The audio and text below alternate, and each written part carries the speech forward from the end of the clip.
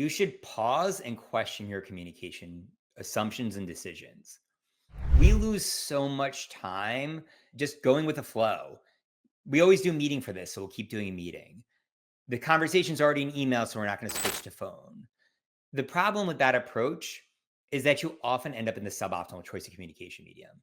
And when you actually stop and take a strategic approach to communication, not only can you improve your productivity, you can improve your relationships, and you can improve your overall well being because you can make yourself happier, you can disconnect more, and you can find ways to thrive in a world of communication overload.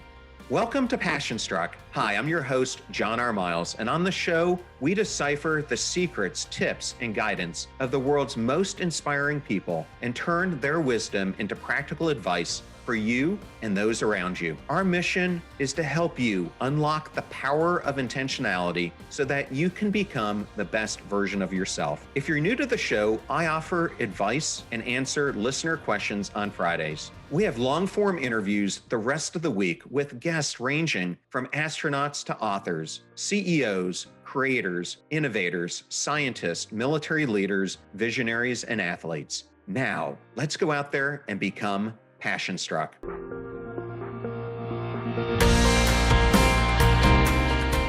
I am so honored and excited today to bring you Dr. Andrew Brodsky to the podcast. Welcome, Andrew. Thanks for having me on. One of my favorite questions to start these conversations is about defining moments. And you certainly had one when you were 16 years old. Could you tell us that story? Because it's how you open up your brand new book, Ping, and explain how it shaped you from such a young age. When I was 16 years old, my life took an unexpected twist. So, pretty much out of the blue, I started feeling sick and then I got sicker and sicker. And within a couple weeks, I found myself in the emergency room. And at that point, the doctors ran some blood tests. And based on how high my white blood cell count was, it was abundantly clear that I had leukemia. And that preceded a whole lot of treatment. So, chemotherapy, radiation, a bone marrow transplant. So, from an early age, I got to have the experience of often having to interact with people from a distance because my immune system was really weakened. When I was in for a bone marrow transplant, I was in one of those isolation rooms for over a month where people could only come in if they were wearing full gowns and masks and gloves. And luckily, I survived. The treatment was very successful for me, but I was left with a side effect, a lifelong immune deficiency that has resulted in me also having to be a little bit more careful in many cases. And in many instances, having to interact with others from a distance, whether because I'm sick or I'm concerned about others getting sick. And this really led to my interest in studying how do we interact with each other through communication technology? What's the best way to do it? How can we improve that? So then when I began my PhD at Harvard Business School, I focused on that as my topic of study. And to me, it was just really interesting because it's such a dynamic topic because things are constantly changing, new technologies coming out. And then when COVID hit, I happened to be very well positioned in terms of research topic because I was studying how can we improve our interactions in a situation now where everyone suddenly was in a situation that had myself been fairly familiar with. So I want to go a little bit deeper into that. One of the things I have really been focused on is the science of belonging, like Jeff Cohen studies. I refer to it often as the science of mattering, but a lot of it has to do with the same thing. And when I think about the way that we're communicating today, it is definitely shaped how we show up for others. Has this been something you've ever thought about, how our virtual communication has impacted our feeling that we matter or our ability to make other people feel that they matter? When it comes to virtual communication, one of the big topics I focus on is how engaged we feel in our interactions. How engaged do we think other people are with us in those situations? And how do we feel like we can have that authentic human touch? And what a lot of this research finds is that in many cases, it's better to use richer modes of interaction. So, interaction that's more similar to face to face. So, for instance, instead of sending email, you have a video meeting or a video call. because you can actually see that authenticity shine through. But there's actually a twist on some of this research. So, in some studies that I did with managers, negotiators, parents, and teachers from international schools in Vietnam, I found an interesting thing here. So, I showed that if you are truly being authentic, it's best to use the richest mode available because that authenticity shines through. But there's a whole lot of situations where you want to seem authentic, but you aren't necessarily. So, for instance, something really good happened in your friend's life. Maybe they just got engaged, or maybe they just got a promotion, but you're just not happy in that moment because something happened to you. Maybe you had been in a car accident. Maybe you lost your job. Maybe you've been in a fight with your significant other. And in that moment, it's good for your relationship and it's good for the other person to show that you're happy for them, but maybe you aren't yourself. So those cases are what's referred to as surface acting.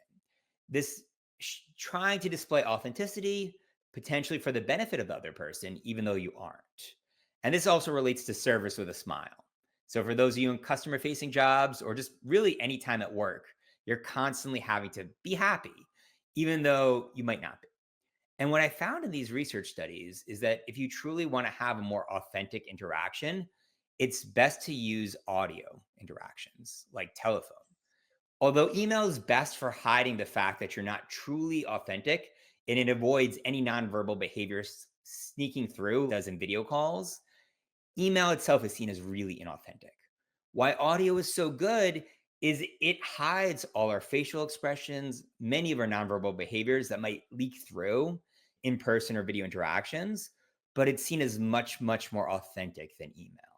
So there's this sweet spot here in this type of interaction where you want it to be authentic, but maybe it's just not all there for you.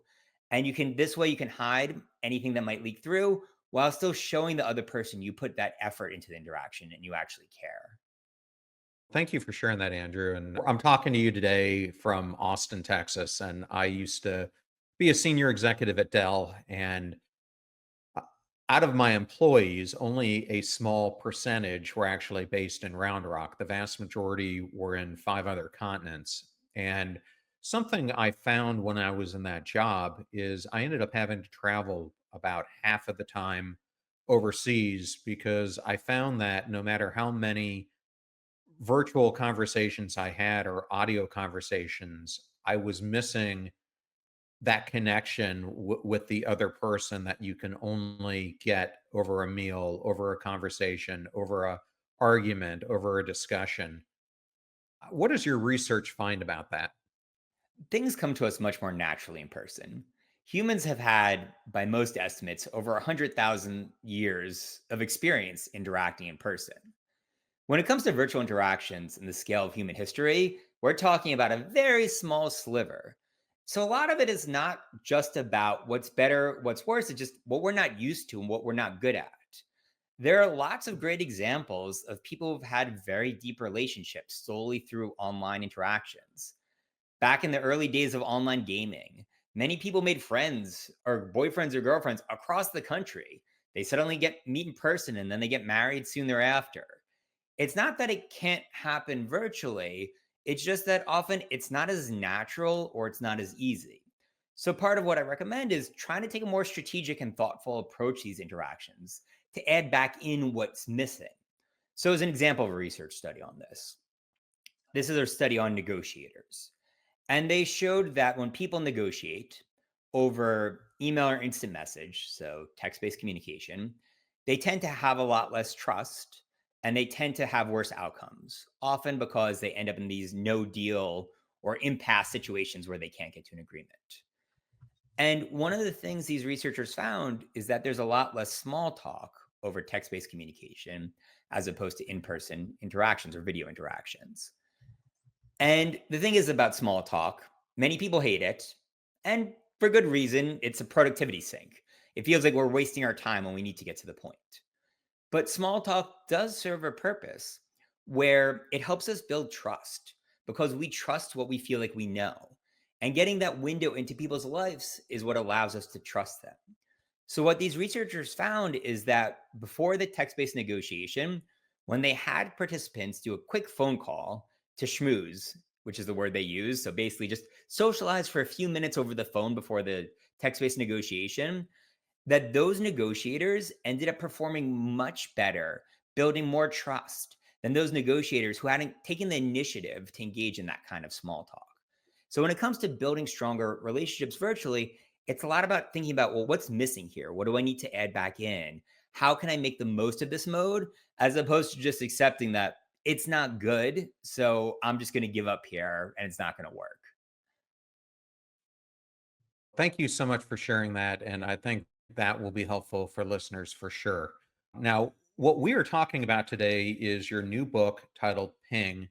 And this book is all about how do you do effective virtual communications. And it's a topic I've never had on this podcast, which is why I am so excited to do it. And in the book, you introduce a framework using that acronym Ping. Can you share what the components of the acronym are and how this framework can help ensure virtual communication is not just efficient, but also impactful? Happy to. So when I read a business book or an improvement book, I like to have a framework myself as a reader because it helps me to remember tons of recommendations and it gives me a structure for thinking about them. So for the many strategies in the book, I fit it into this ping framework, which has four parts. P for perspective taking, I for initiative, N for nonverbal, and G for goals. So, for P, perspective taking, the core idea behind this is that when we're interacting virtually, we tend to be more self focused. Whether you're just looking at the text of an email or even just a small square of a video screen of someone else, it's not the same as having them standing right in front of you, where you're much more focused on what they're thinking about, on their reactions. And this self focusedness can really cause a whole bunch of problems because we think, well, the message I wrote is really clear to me, so they'll get it. But the problem is, we don't think about as much that there's another person here, that they have a different perspective, that they're coming from a different set of information and assumptions. And that leads to a lot of the misinterpretations that happen via virtual interaction. Next is I, initiative. And that's thinking about taking the initiative to add back in what might be missing over virtual interactions. So, as an example, we discussed this idea that adding in small talk into virtual interactions can be really useful. Sometimes taking the initiative means, okay, we're having this conversation over email and saying, hey, let's switch to phone for a second just to resolve this issue. Or maybe you're having a meeting and say, hey, let's switch to email because I think that ended up being more productive, or instant message. And so taking the initiative to go beyond what you're just normally doing or what you're used to doing to adding in missing parts, whether that's part of the conversation or switching modes, is one of the key things to making sure you get the most out of virtual interaction. Then N, nonverbal. That's the idea that we send a whole lot of different cues over virtual communication that we don't realize because it's different than in person. So, for instance, over text based communication, like instant message, Slack, email, there are things like emojis. There's also things like typos and how they send emotion, or how the time of day you send a message transmits information. And even on video, there's looking at your lighting, how you look, your background. All these different things send different pieces of emotion that can potentially help you or undermine what you're trying to relay. And lastly is G for goals. I wish I could just say that there was one best mode of communication. I wish I could say video is always best because it's closest to in person, but that's not the case. Depending on your goal, a different mode may be better than another. For instance, let's talk about cameras on versus cameras off video calls. There's this big debate going on in many organizations and amongst friends, even. Should we have our cameras on or should we have our cameras off?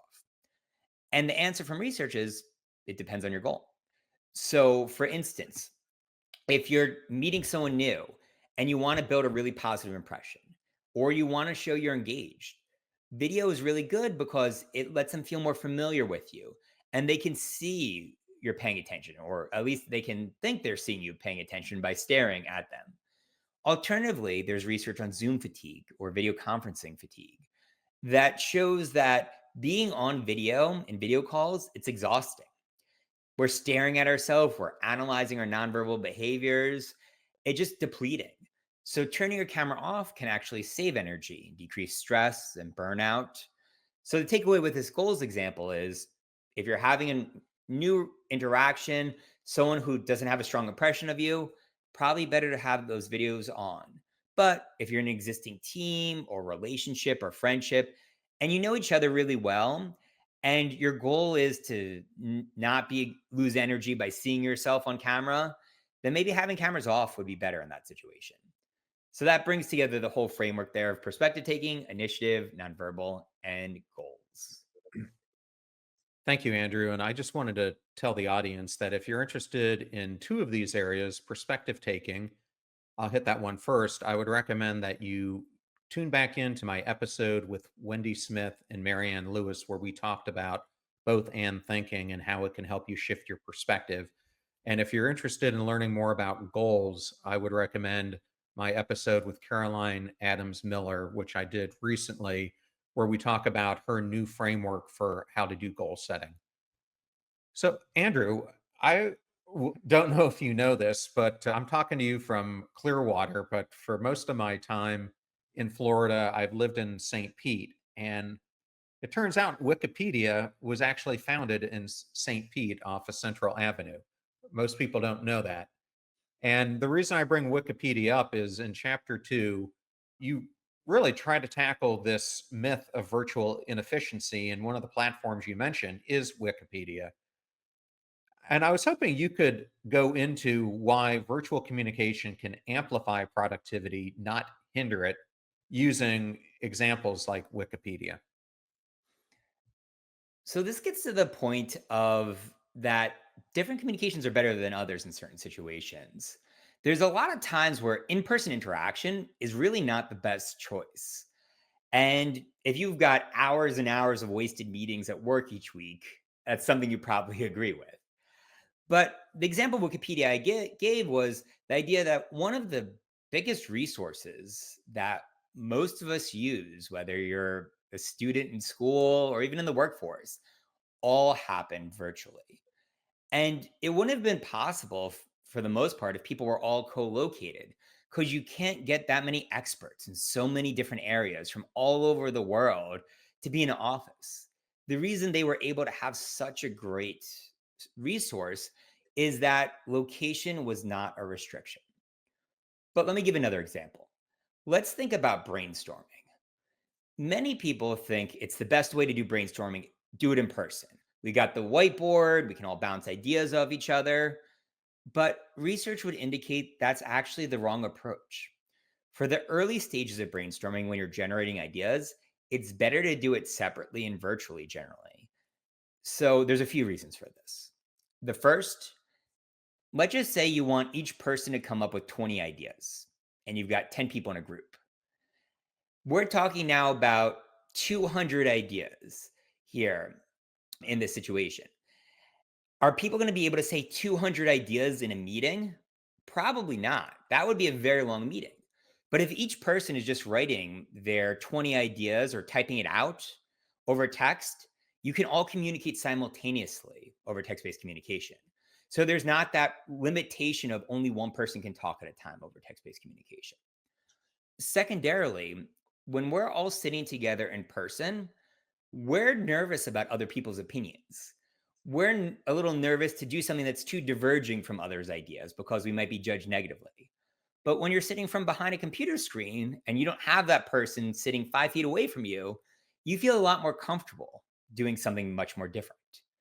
And lastly, when we're all brainstorming together out loud, when someone says an idea, our mind gets stuck on that idea.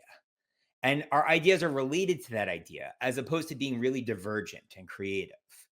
So, as a result, in those early stages of brainstorming, you get that benefit by being able to communicate via text by doing it separately. That said, in the latter stages of brainstorming, when you're trying to agree on an idea as a group and you're trying to tweak that idea, that's better to do synchronously, whether that's via video, audio, in person. So it really depends what stage of the process you're at. But that's just a good example of where text based communication really has a lot of advantages. I have some real mixed emotions on brainstorming. I remember I had Jeremy Utley on the show who teaches with Perry a class at the B School on ideal flow, and they advocate for the brainstorming method. And then I've had a whole bunch of behavioral scientists. I've recently interviewed Allison Wood Brooks, and I've had Todd Rogers on the show and Matt Abraham, and they talk about their cautions about brainstorming because it can sometimes lead to the loudest voices in the room, not the best ideas coming out. And so, what my personal experience has been, and I'm not sure if you would agree with me or not, is I like to do a brainstorming session to get new, novel ideas on the table. But if you really want to be honed in on making the final decisions, I don't think having a large group of people to make the decisions on what you're going to prioritize is the best way to do it. hmm So it sounds like we're in agreement. Early stages, it's better to keep dudes separate via text. So we're not talking over each other and you're not just having one person dominating the entire conversation. And that matches my understanding of the research. Now, the question is about deciding as a group. That's a little bit messier of an answer on that one because there's multiple components of this. There's the getting the right idea, the best idea, and there's also getting everyone on board. So the way you get everyone on board is to give everyone a voice. Getting the best idea, it's possible you may be biased by one person or another who's pushing their own idea there. So ideally, you're setting norms in a meeting to make it such that everyone's voice is heard, everyone's vote is being considered equally in those situations. And you have a structure such that you don't have one person just talking, which is good advice I recommend in the book. Otherwise, about structuring meetings is to do it strategically so that you don't have a video call that drags on for 2 hours for what should have been a 15-minute decision in the process. So it's about not just choosing the right mode, but making sure once you're in that mode, taking a strategic approach to make sure that you achieve your goals actually that you're aiming for in those situations. So I wanted to jump over to something that I have been told I am very good at, but when I look back on my career, I'm not sure that this is something that I should be really proud of, and that is multitasking. And it's so interesting. I had Gloria Mark on the show who wrote a book called Attention Span, and she was telling me that over the past decade, our attention has gone from being able to keep it for 20 minutes. Then it got into 10 minutes. Then it got into 4 to 5 minutes. And today it's all the way down to 45 to 50 seconds. And we're reaching this point where multitasking is becoming a way of life almost because we're juggling so many digital platforms to do our work. Yet it has such a negative impact on productivity and focus, which is why I love Cal Newport's book, Deep Work, which I recently did a solo episode on. So, how can people who are listening to this avoid what you call frenzied focus to increase their work output without feeling overwhelmed? You made a lot of great points about attention.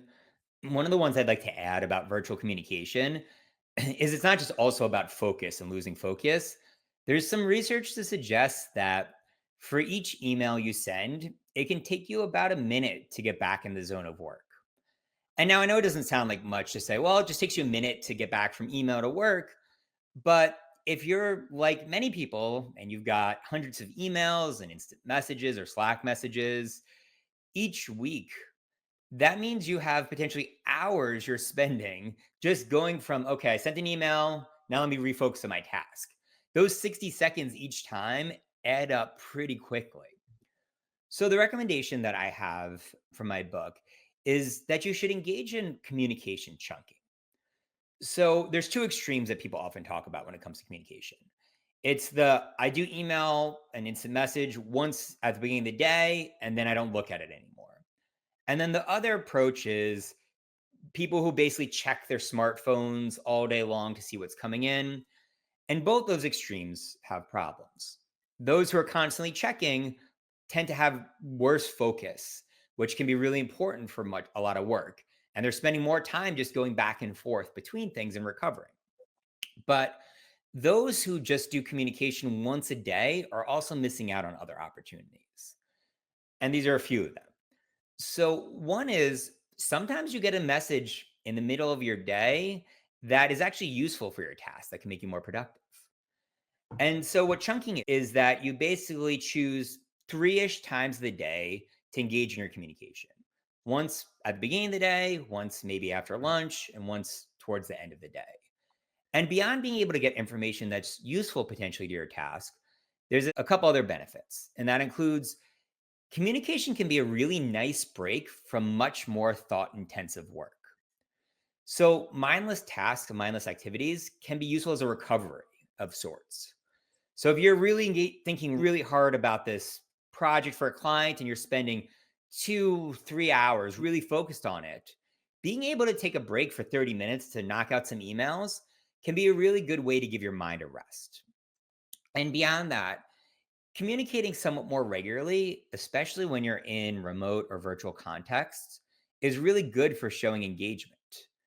If you were a manager and you had two employees, and one of the employees sends you every Friday, their only communication is they send you a 5 paragraph long email talking about what they did for the week.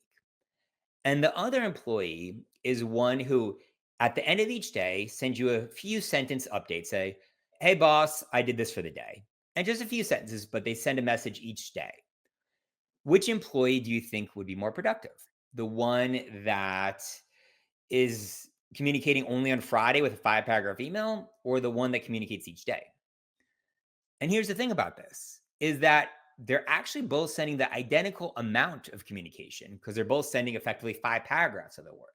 By the second person, spreading it out, it seems like they're more engaged because they're communicating each day. It seems like they're working each day. So, by increasing your communication frequency, it makes you seem more present and more engaged that you're actually there. So, this chunking of communication into about 3 blocks a day serves that sweet spot where it doesn't cause as much interruption, multitasking, loss of focus, but it allows you to gather any information you need. It can serve as breaks, and it helps to show that, hey, I'm present, I'm here for any communication that might be somewhat more urgent. I think that's some great advice. That's what I try to do. I try to do it early in the morning, but not first thing, especially if I'm heavily absorbed in writing tasks, but definitely around lunch and then later on in the afternoon, just to make sure that I check in, but that when I'm not wanting to be bothered by it, I just put my phone in a completely different room so I don't get interrupted by it at all. And I think that's one of the best things you can do. There's some research from one of my colleagues here at UT that shows even when your smartphone is out, but you're not looking at it, it draws some of your attention away and can hurt your performance on whatever you're doing. So just even having it near you makes us think about it a little bit, and that draws away some of our attention. So I know one of the things that a lot of listeners are probably concerned about is now that we're doing so much more virtual communication, how do you stand out? Especially if you're in a setting where you're virtual and many of your peers are in an office setting. What's your advice on that? When it comes to standing out, there's a few things. So, one is making sure your nonverbal behavior is on point. So, an example of this is when it comes to video calls, eye contact matters, which sounds obvious because it matters in person. But the difference is that when you're in person and you're looking someone else in the eyes, which is natural, you're engaging eye contact. When you're interacting via video call, for most people, their webcam is not the same place on their screen they're looking. Usually, your webcam's the top of your laptop, or maybe you've got dual monitors and it's to the side. So, what ends up happening in effect is even if you're looking at the other person while you're talking to them on a video call, to them, it looks like you're staring off screen. And to them, it may seem like you're checking your email, you're not paying attention. Maybe you're just looking up a recipe for dinner. They don't know because they can't see what you're doing. So, those nonverbal behaviors, when the other person can't see you, are even more important. If you're looking down to take some notes, it's good to tell the other person that on video because in person, they could see you're taking notes, and that's good. But on video, they can't. They might just think you're checking your smartphone. So being overly explicit in situations that are ambiguous is really key. And then there's this idea of communication frequency is really useful.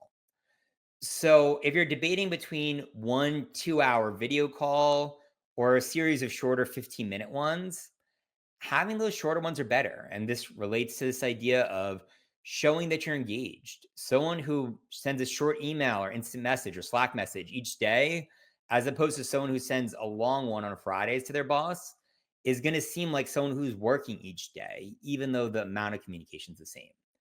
And when it relates to friendships, sending just a text every so often can be a lot more valuable than having one long video call every few months because you're maintaining that relationship. You're showing you're frequently thinking about them, you're showing you frequently care. So, in many cases, it's more about the frequency as opposed to the length or the absolute richness when it comes to really creating and maintaining strong relationships. In chapter 6, Andrew, you really go into this concept that we need to build bridges, not firewalls. And this chapter is really about envisioning how your communications might be interpreted by the other person. And I know this is something that whether we're using text messages and email, even if we're doing a call where you're not really seen, so someone can't see your emotions, it's easy to get this wrong. And in a climate where so many employees are disengaged, how can leaders integrate this concept into their communication to build stronger trust with their teams? So, from the perspective of leaders, it's important to model these things top down, to model the behaviors you want to see and show that you trust other people, that you care about them. And for this advice, I like to think about the question that I'm always asked, and that is should you use emojis? Should you use exclamation marks? What's the right kind of communication style to use in workplace interactions? And the answer that I generally recommend based on this research is that emojis can be good or bad, exclamation marks can be good or bad, but there's two things you should do. One, text-based communication seems more negative than it is in many cases. There's this negativity amplification that happens over email, especially when we're talking about from people high in power to low in power. I remember there was a research study I did where I was interviewing both managers and their subordinates about communication.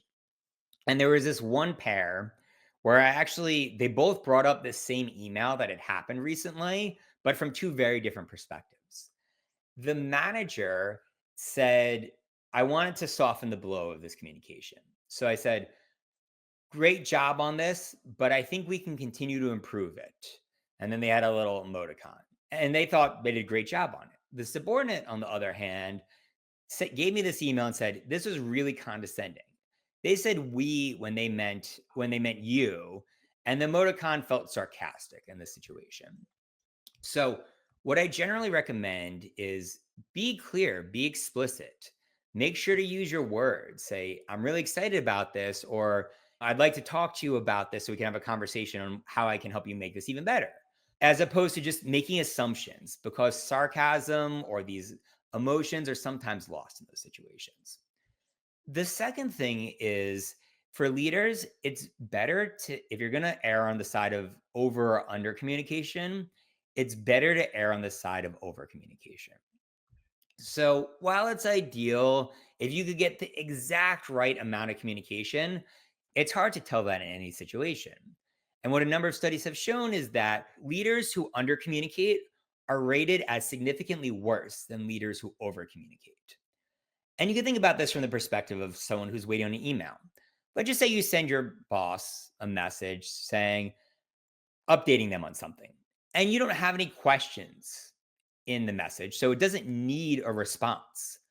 The problem if a manager doesn't respond to that is that you're left wondering, did they read this? Are they ignoring me? Are they unhappy?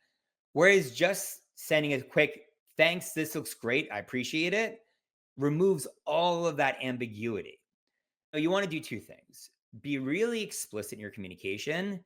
And then if you're going to err on one side of under over communicate, it's better to lean on the side of over communicating because it shows you're present. It shows you're listening. It shows you're engaged, as opposed to just assuming that, well, the other person knows I got the email, so they must know I read it.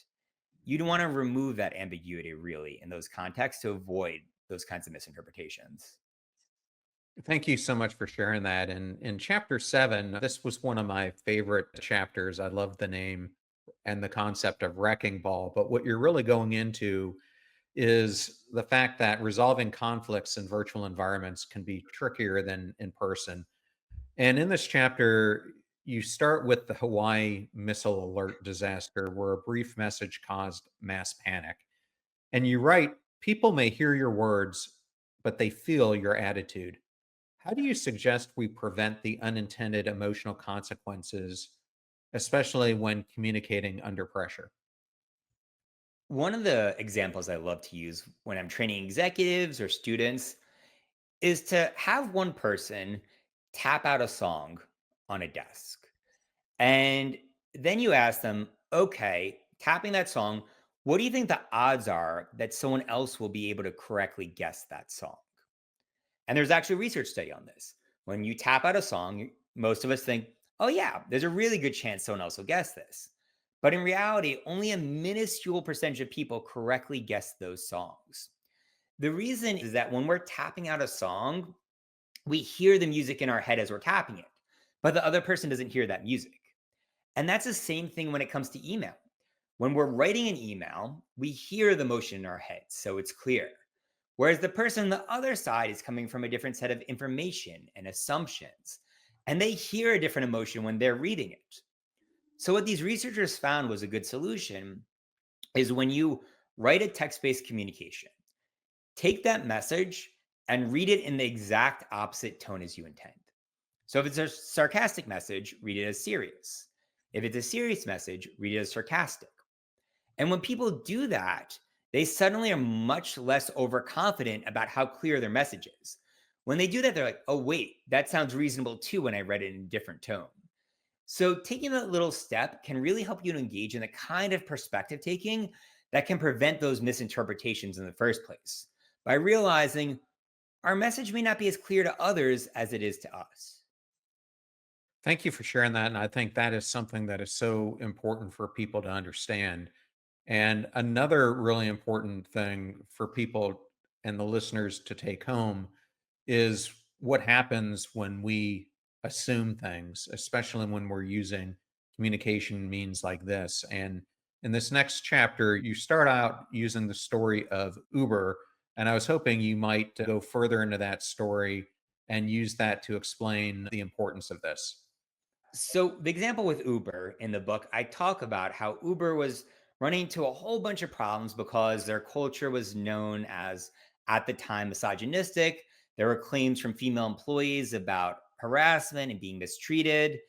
And at the same time, Uber Twitter account, or shortly thereafter, Uber Twitter account from India actually tweeted to celebrate Wives Day, why don't you give your wife a break and order in food? Here's a discount. It wasn't those exact words, but it was something along the lines of that, basically suggesting that you should give women a break from cooking and here's a discount. And the problem with something like that is locally in that particular region of India, it didn't actually cause any waves because it wasn't as against cultural norms in that particular region.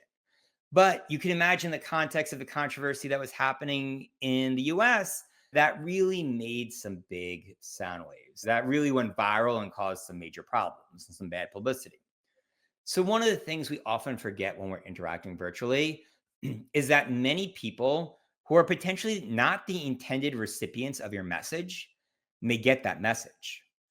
So you want to be really thoughtful about potential audiences beyond those that are just the ones you're immediately talking to, because emails can be forwarded and then video calls. We've seen so many of those viral ones go around of executives doing a really bad job, potentially laying off employees or other bad behavior over video. So remembering that these things are more permanent and can be shared is really important. But let's bring this down to the individual level. Let's just say you're interacting with someone else. What are the best things you can do in that situation? And there are a number of them. But the one biggest one that I generally recommend is just asking the other person how they would prefer to interact. There's many preferences that people have when it comes to interactions. For instance, people who have difficulty hearing may really prefer video interactions because it can help them read lips. People from other cultures may prefer to have text based interactions because it allows them to more perfect their language because English may not be their first language. So, this allows them to better get their words across. And there's a whole lot of different reasons people may want cameras on or off or prefer text or whatever else. And usually, what we do is we just send an email, a video, or a telephone invite and say, okay, video call 3 p.m. tomorrow. But we don't take that step to say, hey, what would you prefer? What's best for you? And by doing that, you do two things. One, you include a whole lot more people. Maybe it's a working parent who doesn't want to have their video on because their kid is home from daycare sick. Or maybe, as I noted, someone with a certain disability or someone from a different culture. So you're able to better include them in your interactions so they don't feel as if they're a secondary party in the interaction. And beyond inclusion, this is just a good strategy generally to ask people what they prefer and how they feel about things because they're going to like to interact with you a lot more. Because we all have these preferences. Maybe I really hate having my camera on, or maybe I really love it. And if someone else asks me and says, I'd love to meet with you, what mode would be best for you? I'm going to be much more likely to want to interact with that person going forward because they're abiding my preferences. So, this is just a good strategy overall. When you ask people what they like, they're going to be much more likely to want to interact with you. I think it's going to be something that people really have to tune into if you want to have a highly engaged workforce in the future. So thank you for covering that. So, Andrew, our whole discussion today has been about what you can do to make virtual communication work for you. And we can't end this conversation without talking about the rise of artificial intelligence and other digital things that are happening that are impacting our communication. And someone may be listening to this and wondering if AI is going to replace a lot of the communication that we're doing, then wouldn't this entire book be rendered irrelevant in this conversation as well? What's your response to that? In my view, there will always be value in the human component of communication. So, we think about AI. There's often ways that someone might be able to tell you're using AI. Whether that's because you're using it to write an email for you, or you're reading off a script during a video call, or whatever else.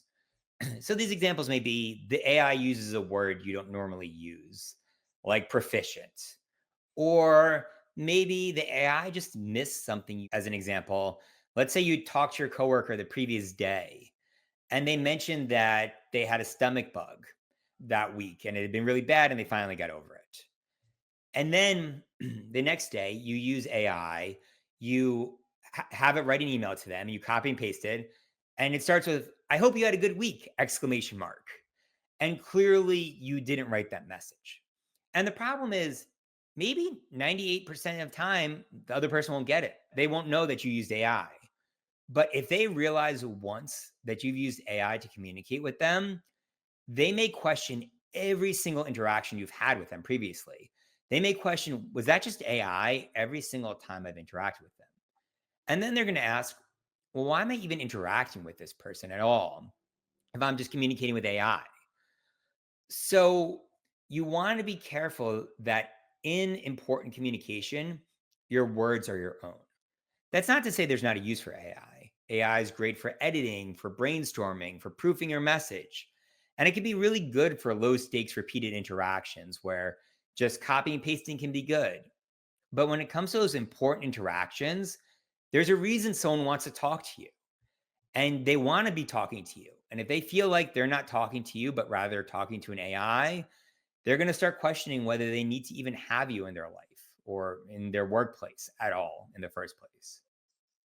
And something you write that I think captures this really well is you say no matter how good AI becomes, it can't independently engage in the elements of ping, meaning Mhm. AI is unable to act on information only you have access to in your mind, fully interpret people's non-verbal behaviors by utilizing your personal knowledge of how they normally act outside of virtual communication or innately identify your personal goals.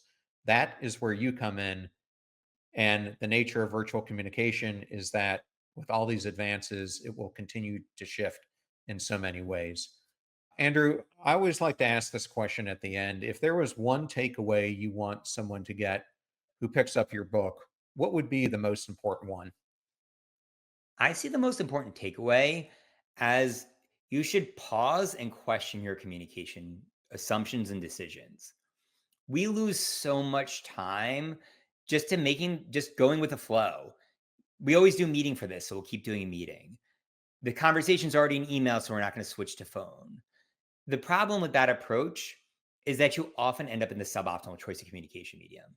And when you actually stop and take a strategic approach to your communication, not only can you improve your productivity, you can improve your relationships, and you can improve your overall well being because you can make yourself happier, you can disconnect more, and you can find ways to thrive in a world of communication overload.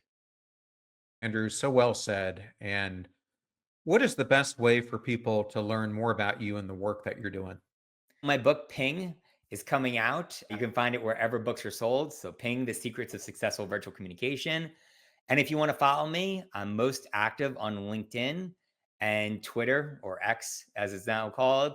You can find me there under Andrew Brodsky, and I'm sure I'll pop right up under that search. Andrew, thank you so much for joining us today on Passion Struck. It was truly an honor to have you. It was great being on. It was really fun. Thank you.